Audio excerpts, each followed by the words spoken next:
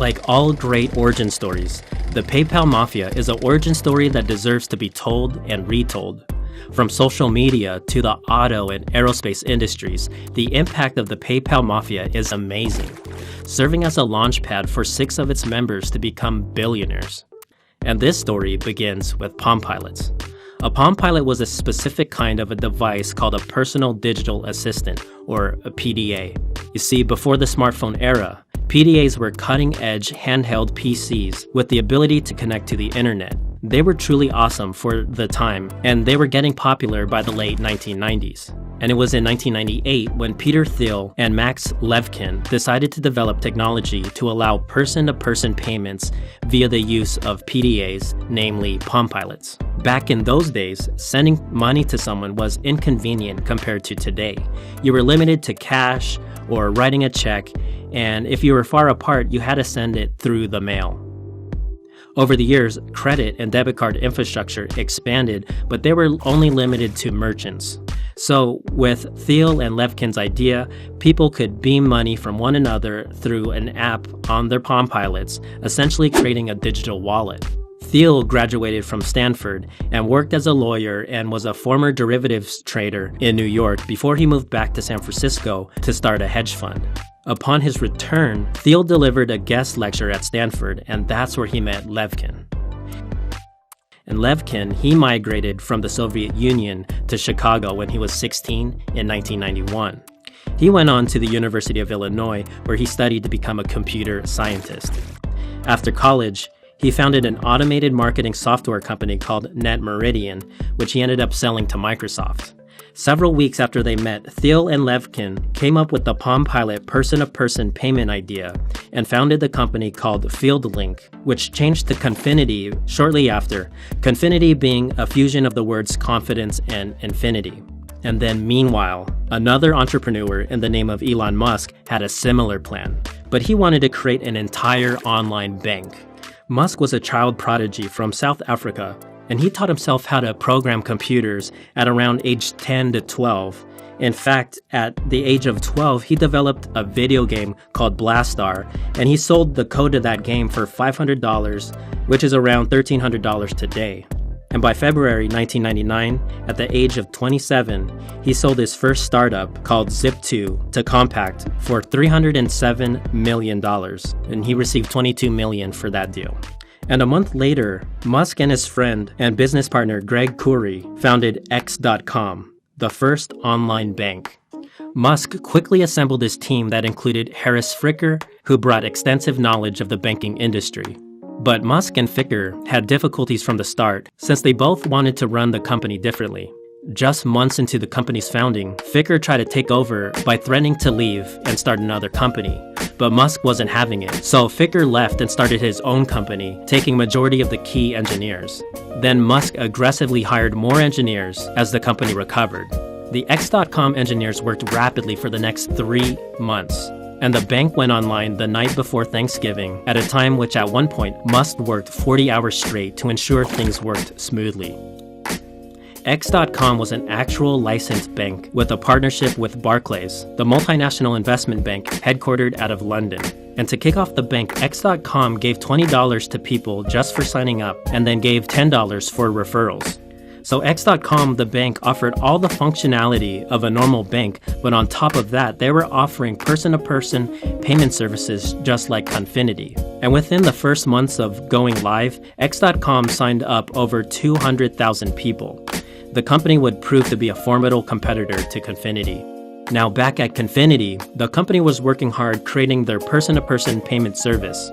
Since they were initially targeting Palm Pilot users, they created the online service that we are all familiar with as an afterthought, and they named the service PayPal.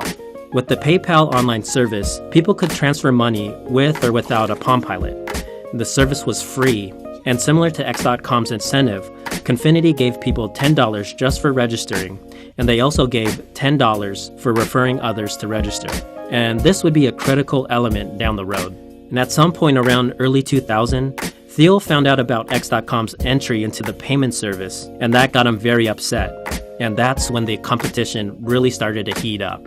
Despite offering limited services compared to X.com, Confinity remained viable due to their marketing efforts and their penetration into the user base of eBay. At this point, eBay was around for about 5 years, and they were growing tremendously. By the year 2000, eBay had over 10 million users, exploding from just 2 million from the year before, and they were hosting an average of 3 million auctions per day. And eBay users were the perfect fit for the person-to-person payment services offered by Confinity and X.com. You see, most eBay users didn't sell enough items to qualify for merchant accounts required to accept credit cards. They were merely regular people selling things. Before person-to-person payment services, buyers had to mail checks or do money orders, and this added about a week to the waiting period before the seller could receive the money and for the buyer to receive the item. And when Confinity realized the potential with eBay, they shifted all of their marketing efforts into targeting eBay users. Their engineers developed an auction logo insertion tool, which allowed eBay sellers to add an HTML PayPal logo to their auctions and help them earn the $10 referral bonus. Naturally, once X.com noticed Confinity targeting eBay, they filed right behind them, pushing their own HTML logo, and this started a battle for growth on the auction site. And then in May 1999, the battle became a battle royale when eBay acquired a credit card processing company called BillPoint so that they too can benefit from person-to-person transactions. And it was their platform that the users were on after all. And in response to all this competition, Confinity came up with an idea that was both brilliant and risky. They started a charity bot that would spider into eBay looking for certain types of auctions, but before bidding, the bot would let sellers know that it's purchasing items for charity.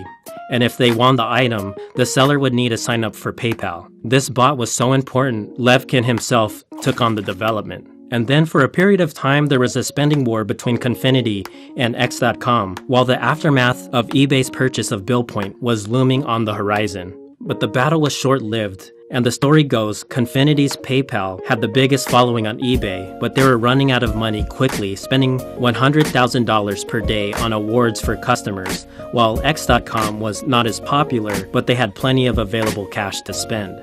On the same month, eBay launched into the person-to-person payment service market with BillPoint. Confinity and X.com decided to join forces and merge into one company on March 2000 under the name of X.com.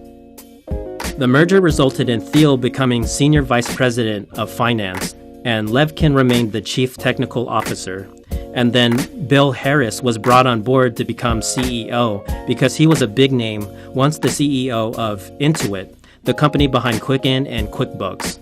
And then Musk, being the biggest shareholder, became chairman of the company. Although the company took the name of X.com, they understandably retained the PayPal service branding. And then, along with the sweeping changes in the leadership roles, there were major changes in the structure of the entire company. What used to be two nimble, creative startups became one slowing, bureaucratic company under the new CEO Harris' direction. And this change would start a rapid whirlpool of dramatic events. You see, after the merger, the new strategy was to target PayPal customers for signing up for X.com's bank accounts. But after 2 months, they didn't make any progress with this strategy, and the company was losing money fast. And Thiel disagreed with Harris from the beginning and blamed him for the company's issues. Harris wanted to start charging people who sent money to others, but Thiel opposed the idea because it went against PayPal's sender-friendly business model. Thiel also got pissed off when he found out that Harris used $25,000 of the company's funds to make a political donation. A short while later, after securing $100 million in financing, Thiel resigned as executive vice president. After Thiel's departure, Musk heard the complaints from other executives about Harris' direction for the company.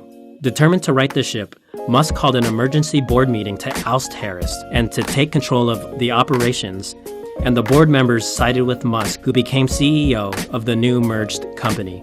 Musk then turned over his position as chairman to Thiel, which was a move that would help mend the damaged morale. And amongst all the drama with X.com, eBay's BillPoint was positioning itself to be a formidable nemesis to X.com. Right off the bat, eBay partnered with Wells Fargo, giving them 35% of BillPoint in exchange for Wells Fargo's payment credibility and expertise. Additionally, They agreed to provide back-end payment processing and customer service support. eBay also made it easier for sellers to add the BillPoint logos on their auctions, essentially making it harder for sellers to add the PayPal logos. Another tactic eBay pulled was creating a rule that third-party payment logos could be no larger than 88 pixels, which shrank the PayPal logo to 1/4 of its size. On top of that, eBay had free listing days for all sellers that included BillPoint as a payment option. Despite eBay's efforts, X.com's PayPal continued to grow, but the company was dealing with issues besides eBay at the same time. First, the company was still losing a lot of money. By June 2000, they had an unsustainable burn rate of $10 million per month and growing. Another issue was that since PayPal's user base was growing so large, X.com had to upgrade to a new platform, as the original website that Levkin built was designed for up to 2 million accounts. And the problem was with the new platform. You see, Levkin and the Confinity engineers built PayPal on an Oracle platform, and that is what they were familiar with. Musk and the X.com engineers, on the other hand, built their site on a Windows NT platform. Musk decided that the new scalable version of PayPal would be built on the Windows NT platform, and that really added tension with Levkin and a lot of former Confinity engineers. On top of those issues, X.com had to deal with major cases of fraud. Tech-savvy criminals, largely from the Russian and Nigerian mafias, used PayPal to directly gain cash from stolen credit cards. And this hurt X.com since the victims were allowed to make the merchant liable for the unauthorized use of those cards. One fraud ring alone cost X.com $5.4 million in a 4-month period in the year 2000. So Musk, as CEO, was facing all of these issues on top of competing with the mighty eBay. But his fate as CEO was sealed from none other than differences over branding. Musk was adamant about phasing out the PayPal name and completely using X.com as the face of the company. It was rumored throughout the company that a big part of Musk's gravity towards the name was because he paid $1 million for the rights to the X.com domain. When the time came that Musk instructed to phase out the PayPal name from the company's website, many employees were upset. And it just so happened that Musk gave the instructions before he left for a vacation to the Sydney Olympics. And while Musk was on vacation, David Sachs, an executive with the company, refused to change the website. Further, he and other executives threatened to resign to the board unless Musk was removed from CEO. An employee loyal to Musk caught wind and tried to reach him, but it was too late, and the board voted Musk out as CEO. Musk tried to speak to the board members to retain his position, but at that point, his focus was more on the success of the company than his control.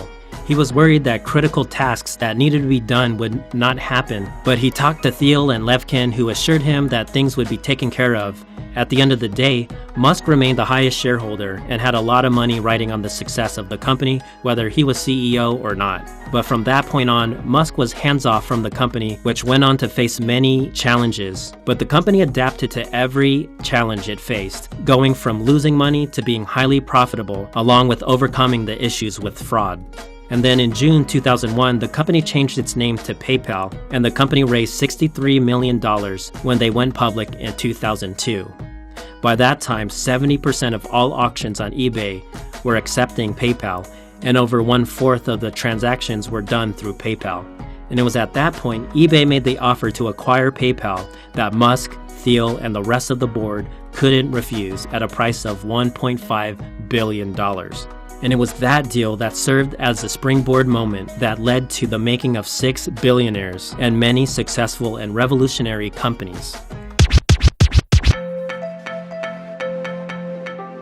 Musk, having the most stock in the company, received $250 million from the deal, $180 million after taxes.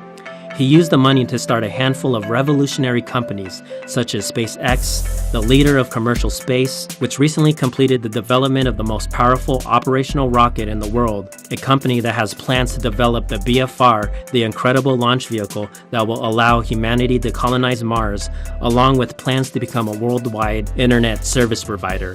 Musk also founded Tesla, a company that is bringing electric vehicles to the masses, one Model 3 at a time. Along with these companies, Musk recently founded Neuralink that hopes to develop a neural lace. Musk also founded the Boring Company, which is an infrastructure and tunneling company that hopes to take urban transportation into the third dimension, helping out with traffic problems that are plaguing the cities in the United States and beyond. And today, Musk is worth around $21.3 billion. And then Thiel earned $55 million from the eBay deal. Being a financial and investment whiz, he used the money to start an investment management hedge fund called Clarium Capital.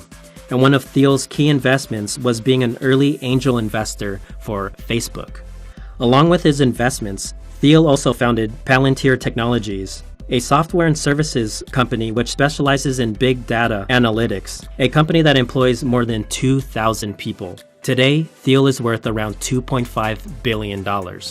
And then Reid Hoffman was the executive vice president by the time eBay purchased the company. After leaving PayPal, Hoffman went on to co-found LinkedIn, the world's largest professional networking site, with over 562 million users, encompassing over 200 countries and territories worldwide, and is the 34th most visited site in the world. Accounting for his stake in LinkedIn and other investments, Hoffman has a net worth of $3.3 billion. And then Luke Nosek was vice president of marketing and strategy at PayPal. He and Thiel went on to start a San Francisco-based venture capital firm called the Founders Fund. He was actually the first institutional investor in Musk's SpaceX, and today he's worth around $1.2 billion. There's Ken Howry, who was PayPal's chief financial officer. He went on to co-found the Founders Fund with Nosek and Thiel, and today he's worth around $1.5 billion.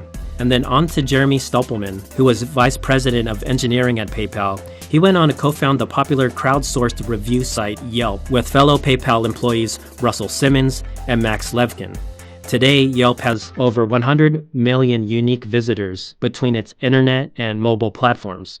Finally, there's Jod Karim, Chad Hurley, and Steve Chen, who all work together at PayPal. They went on to found a video sharing site called YouTube, the second most popular site in the world behind Google, where the world spends 1 billion hours every single day. So when you see the news of SpaceX's latest achievements in space, when you see a Tesla gracing the highway, or when you log into your LinkedIn account, read a review of a local restaurant on Yelp, and every video you watch right here on YouTube, now you know that their origin stemmed from the incredible story of the PayPal mafia.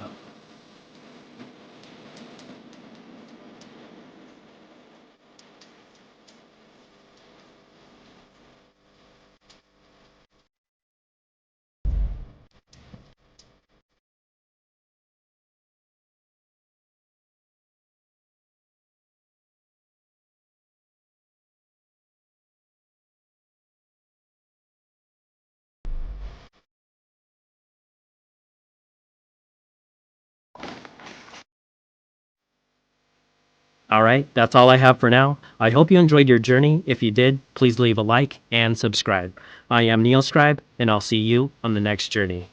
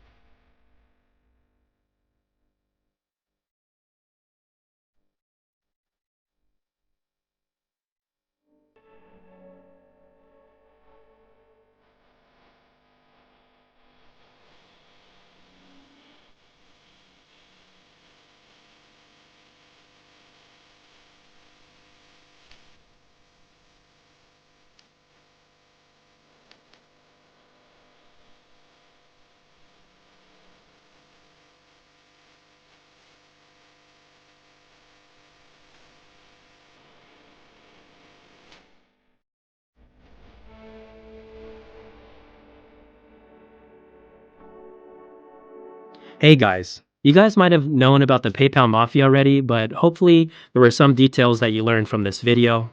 My channel is connected to the PayPal Mafia in two fundamental ways. Not only does my channel exist because of the work of Chad Hurley, Steve Chen, and Jod Karim, who founded YouTube, About 1/4 of all my content of my channel is based on Elon Musk's various companies. So in a small way, the PayPal Mafia is the origin story of NeoScribe. I just think it's so cool that so many pioneers were once under one company. Of all my 91 videos so far, I am most proud of this one. This is my Guernica. No, I'm not comparing myself to the great Picasso. I just feel this way because Guernica is so big, measuring about 3.5 meters tall and over 7.5 meters wide. And it took around 35 straight days to complete. And so this video was the culmination of 2 months of research, little by little on my free time when I wasn't working on my regular videos. I say this all the time, but this video was truly an absolute blast to make. Anyways, if you want to see more videos like this, make sure to subscribe. I don't have the time to do a video like this for each one, but I plan to do so one every other month. And at this point, I would like to thank Tobias Gabar for pledging his support on Patreon. You are awesome. And if you connect with my content and want to help support this channel, you can check out my Patreon page in the description. You can pledge as little as $1 a month. Every bit helps. Thank you all so much, and I'll see you next time.